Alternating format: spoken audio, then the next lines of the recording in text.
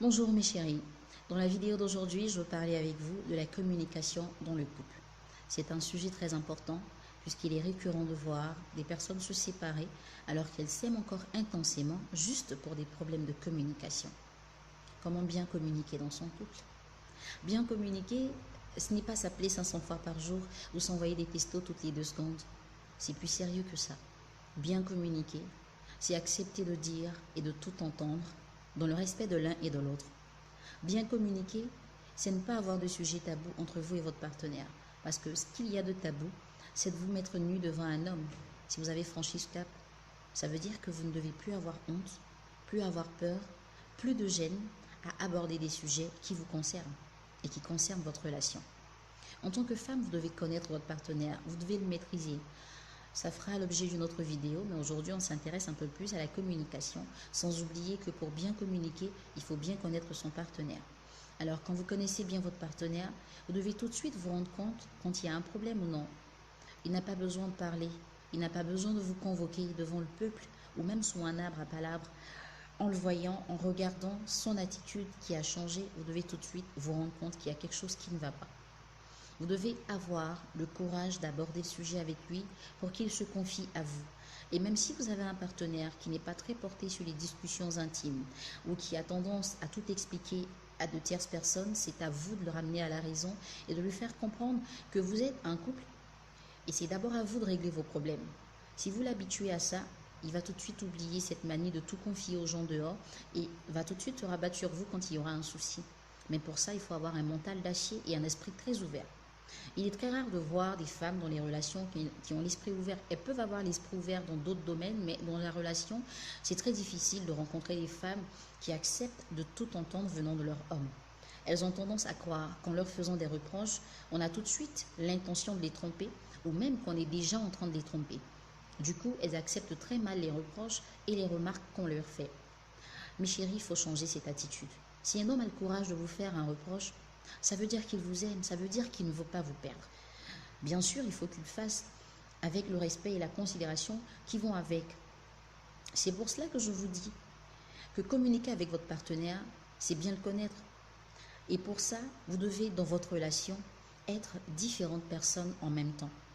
Vous devez être la sœur de votre partenaire, sa petite amie, sa femme, son amante, son pote. Vous devez tout être pour lui. C'est de cette façon-là qu'il ne se gênera pas pour vous dire les choses telles qu'elles sont. Parce qu'entre nous, quand on se parle dans une bande d'amis, on ne choisit pas ses mots forcément. On dit les choses telles qu'on les ressent pour que justement ils nous comprennent. Mais des fois, dans des couples, l'homme ment à sa femme, mais dit la vérité à son meilleur ami. Ça veut dire qu'il y a un problème de communication. Ce n'est pas au meilleur ami de votre partenaire de vous informer sur des choses que vous êtes censé savoir. Vous allez dire, c'est pas de ma faute s'il ne me parle pas, je lui pose des questions mais il ne me dit jamais rien. Il ne peut rien vous dire s'il sait que vous n'avez pas l'esprit ouvert et que vous n'avez pas un mental d'acier. C'est ça. Si votre morale n'est pas assez fort pour accepter d'entendre certaines vérités, votre partenaire ne vous dira jamais rien. Il vous donnera l'impression que tout va bien, mais en réalité, il a peur de vous dire la vérité parce qu'il sait à qui il a affaire. C'est pour ça que vous devez être des femmes fortes. Une femme forte, ce n'est pas celle qui ne se laisse pas faire. Ce n'est pas celle qui est toujours prête à en découdre. Ce n'est pas celle qui, au moindre problème, commence à crier sur tous les toits. Une femme forte, c'est celle qui a la patience et la douceur d'écouter et d'attendre que les choses arrivent au bon moment. C'est celle qui accepte d'entendre la vérité, même quand cette vérité est difficile à accepter. Si votre partenaire ne peut pas vous dire la vérité, il la dira à quelqu'un d'autre. Je prends le cas par exemple de certains couples où la femme après certaines maternités n'a plus le corps qu'elle avait ou même l'intimité qu'elle avait au départ. Mais combien sont ces femmes qui acceptent que leur partenaire leur dise de façon très ouverte, écoute chérie, je ne te sens plus comme avant, il y a quelque chose qui a changé, essaie de trouver une solution à ça. Quand on vous dit ce genre de choses, vous avez tendance à croire qu'il y a une petite fille quelque part là qui est en train de changer la tête du monsieur pour qu'il puisse vous dire ce genre de choses. Mais non. Généralement, quand il le fait, ça veut dire qu'il n'a même pas pensé avoir une autre fille. Ça ne veut pas dire que cette fille-là, elle existe, parce que si elle existait justement, il n'aurait rien à vous reprocher, puisqu'elle jouera le rôle qu'il faut. Vous devez apprendre à accepter la vérité. C'est vrai que certains hommes, quand ils ont goûté quelque chose de différent dehors, peuvent venir vous dire, écoute, il y a quelque chose qui a changé. Mais ça encore, il faut l'accepter.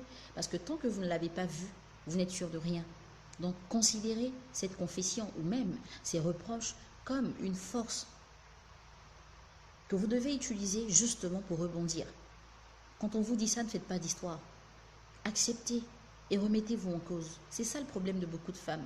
Se remettre en cause, c'est très difficile. On pense qu'on a toujours raison. On pense qu'on est toujours victime. On pense que c'est toujours nous qui avons mal. Mais non. Si vous entrez dans une relation en étant une victime établie, vous allez être victime du début à la fin de la relation. Mais si vous êtes une femme forte, une femme digne, qui accepte de se perfectionner et qui accepte d'écouter, vous allez être la femme qui a toujours le dessus. Vous allez être celle qui est toujours épanouie, au point où les autres diront « elle a envoûté son mari, c'est pas normal ». Mais c'est normal parce que vous souffrez d'accepter d'entendre des choses que les autres refusent d'entendre. Si vous êtes dans votre relation et que votre mari ou votre fiancé ou votre petite amie n'a pas le courage de vous dire « écoute chérie, aujourd'hui tu n'es pas belle, aujourd'hui tu n'as pas une bonne odeur, aujourd'hui il y a quelque chose qui ne va pas », ça veut dire que vous avez un problème sérieux de communication. Il va aller se confier à son meilleur ami, qui va le dire à sa femme, qui la dira à une autre amie, qui la dira à quelqu'un d'autre. Et vous serez la millième personne à être informée de quelque chose qu'il aurait pu vous dire à l'instant sans que ça ne pose problème. C'est aussi ça la communication. Vous devez communiquer avec votre époux, votre partenaire, de sorte à ce qu'il ne puisse rien vous cacher. De sorte à ce que quand il existe quelque chose de différent dans votre relation, qu'il ait rencontré une fille, qu'il ait séduit, ou qu'il ait été séduit par cette fille, ou quoi que ce soit, qu'il ait le courage de vous le dire. Parce que ça existe des hommes qui partagent extrêmement tout avec leur partenaire. Ce n'est pas parce que vous ne l'avez jamais vécu que vous allez dire que c'est impossible. Non, ça existe. Et ça existe même très bien. C'est pour ça que vous devez apprendre à reconsidérer la vision que vous avez de vous-même et celle que vous avez des hommes, parce que tous les hommes ne sont pas pareils, comme vous avez tendance à dire tout le temps. Apprenez à connaître votre partenaire, parce qu'aujourd'hui, la tendance, c'est d'attendre quelque chose en retour quand on est amoureuse. Il faut qu'il s'occupe de moi, il faut qu'il fasse ceci, mais nous-mêmes, on ne s'occupe même pas de notre propre personne avant de nous occuper de la personne qu'on a en face de nous. Si vous vous occupez de votre personne, vous allez savoir quel genre de femme vous êtes et en fonction choisir l'homme qu'il vous faut. Parce que justement, on ne choisit pas un homme en regardant sa poche, en regardant son teint ou ses lèvres. On le choisit parce qu'il faut qu'il soit tout notre contraire. Il n'y a que les contraires qui s'attirent. Si vous êtes une femme bagarreuse, vous ne pouvez pas prendre un homme qui aime la bagarre. Ça ne marchera jamais. Si vous êtes une femme très timide, il faudra prendre un homme qui peut avoir le courage de parler avec vous pour vous emmener à sortir de cette timidité-là. Vous ne pouvez pas choisir quelqu'un qui est identique à vous parce que non, vous n'êtes pas des siamois, vous n'êtes pas des jumeaux. Vous êtes des êtres qui sont faits pour être ensemble dans une relation. Et pour que vous puissiez vous comprendre et vous entendre, il faut bien qu'il y ait l'eau et qu'il y ait le feu. L'eau, c'est la douceur. L'eau, c'est la patience. L'eau, c'est le calme. Le feu, c'est l'impatience, c'est la colère. C'est le fait de ne pas donner raison et de toujours se plaindre. Mais si vous êtes tous deux le feu, ça ne peut pas marcher. Si vous deux, vous êtes tous deux l'eau, ça ne pourra pas marcher. Et c'est en connaissant son partenaire qu'on peut mieux communiquer avec lui. C'est très essentiel, c'est très important. Acceptez que la communication soit le leitmotiv de vos relations. Vous ne pouvez pas être dans une relation et nous attendre qu'à des compliments. Non, ça ne pourra pas marcher. Parce qu'un homme qui ne fait que vous faire des compliments, il a un problème. Soit vous ne lui dites absolument rien, vous servez de décor à sa vie. Soit il y a quelqu'un d'autre qui est là, qui joue le rôle que vous ne jouez pas. Du coup, il n'a rien à vous reprocher. Essayez de comprendre et accepter que les reproches, ce n'est pas forcément fait pour vous détruire. Les reproches ne sont pas forcément faits pour nuire à votre vie. Au contraire, les reproches sont faits pour vous faire avancer. Si vous êtes avec un homme de la haute société, par exemple, et que vous êtes une femme qui ne sait pas manger à table ou qui ne sait pas se tenir en public, n'ayez pas honte de dire à votre partenaire « Écoute chérie, j'ai besoin que tu m'apprennes ceci ou cela pour que je sois à la hauteur. Quand je me retrouverai avec toi et tes amis, il faut que je ne puisse pas te faire honte. » N'ayez pas peur, n'ayez pas honte de dire ce genre de choses. Et puis, rendez-vous compte de quelque chose. Cette relation, ce n'est peut-être pas de là que sortira votre mariage. Mais si vous avez eu l'humilité d'apprendre aux côtés de ce monsieur qui vous montre comment manger à table, comment vous comporter devant d'autres personnes, je veux dire en public, si un jour vous vous séparez, vous aurez acquis quelque chose. Vous n'aurez payé 100 francs pour avoir ça. C'est gratuit. Vous l'avez obtenu simplement parce que vous avez accepté que vous ne connaissiez pas. Vous avez été humble. Et vous avez accepté d'écouter ce que lui, il vous dit. La communication est très importante. Quand vous communiquez avec votre partenaire, c'est ne rien lui cacher. Vous devez pouvoir tout lui dire. Imaginez, vous dites à votre chérie, je vais voir une amie qui habite à Cocody.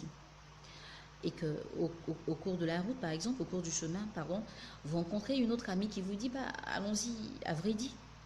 Si vous n'avez pas pris le soin de dire à votre chérie, de Cocody, je suis en train d'aller à Vridi parce que j'ai rencontré une autre amie, et que, étant à Vridi, vous vous retrouvez pas très loin d'un hôtel, bien que vous soyez avec votre amie, qui a peut-être une voiture et que vous descendez de la voiture avec elle, si quelqu'un vous voit devant l'hôtel sans avoir vu votre ami et que cette personne va rapporter à votre chéri qui vient de vous voir à Vridi devant un hôtel, s'il vous appelle et que vous dites « Ok, je suis plus à Cocody, je suis à Vridi », bah, comment vous voulez qu'il vous croie?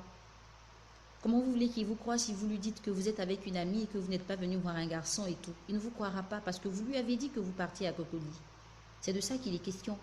C'est un exemple que je prends pour vous faire comprendre un peu certaines erreurs que nous commettons juste à cause du manque de communication. Je m'intéresse plus aux femmes parce que je dis pour l'instant, ce sont elles ma priorité. Parce que je pense qu'une femme qui est enseignée sur les choses qu'elle doit savoir évite le maximum de problèmes dans son couple. Et c'est à la femme de donner l'orientation à la relation qu'elle a. Donc mes chéris, soyez très prudentes. Soyez très prudentes et surtout communiquez. Ce n'est pas écouter ce que les gens vous disent et venir poser des questions à votre partenaire. Ça n'a pas de sens. Ça n'a vraiment pas de sens. J'espère que cette vidéo vous sera utile. Vous en aurez d'autres.